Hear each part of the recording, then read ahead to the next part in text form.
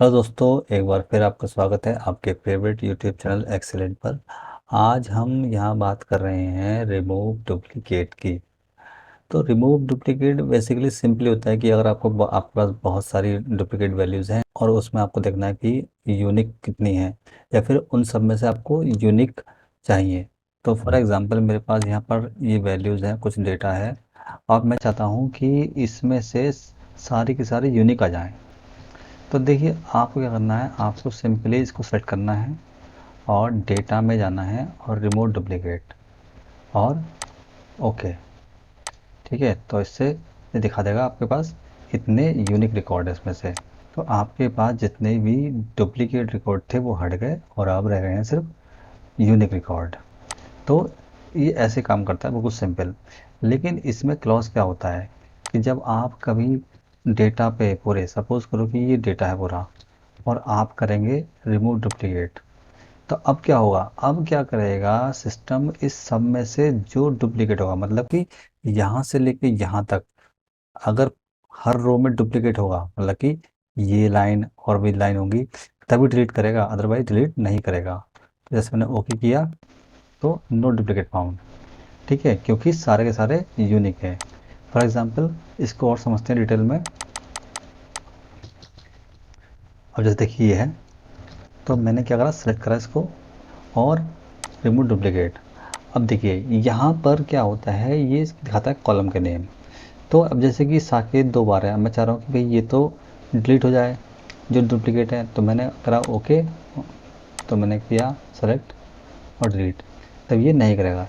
क्यों, इस टाइम क्या है, ये तीनों में क्या कॉमन है, उनको रिमूव करने की कोशिश कर रहा है। पर इसमें क्या है, तीनों में कॉमन कुछ नहीं सकता, क्योंकि यहाँ साकेत है, यहाँ साकेत है, यहाँ एक है।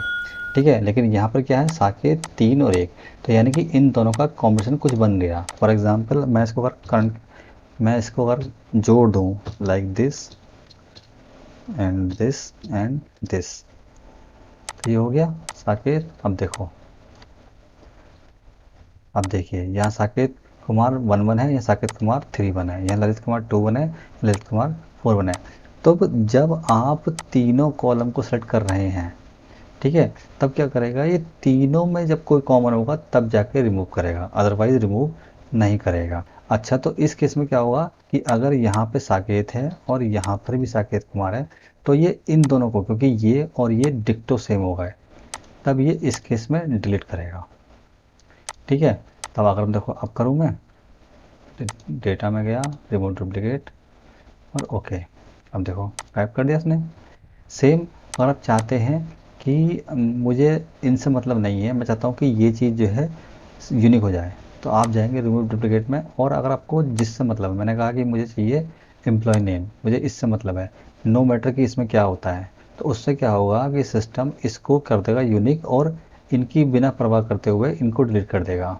तो देखिए मैंने किया एम्प्लॉय नेम पे क्लिक, ओके। अब देखिए तो ये यूनिक होगा, लेकिन जो बाकी वैल्यू थी वो उड़ गई। इन द सेम वे आप यहाँ भी कर सकते हैं। तो जैसे ये डेटा था, आप सेलेक्ट किया आपने, और इसमें से आपको जो यूनिक चाहिए, तो अगर आपको चाहिए कि मुझे चाहिए कि ये जो एम्प्लॉय नेम है चाहिए यूनिक, तो आपने एम्प्लॉय नेम पे क्लिक करेंगे और ओके करेंगे। तो देखिए, तो उसने क्या करा, बाकी सारे रिकॉर्ड उड़ा दिए, उसको मतलब था ही नहीं कुछ भी, उसने सिर्फ इस पे ध्यान दिया। तो तो जब कभी आप रिमूव डुप्लीकेट करते हैं तो इन बातों का ज़रूर ध्यान रखिए कि कोई वैल्यू रिमूव करने की वजह से कोई डेटा उड़ ना रहा हो। इस वीडियो में इतना ही, मिलते हैं नेक्स्ट वीडियो में। सी यू सून, बाय।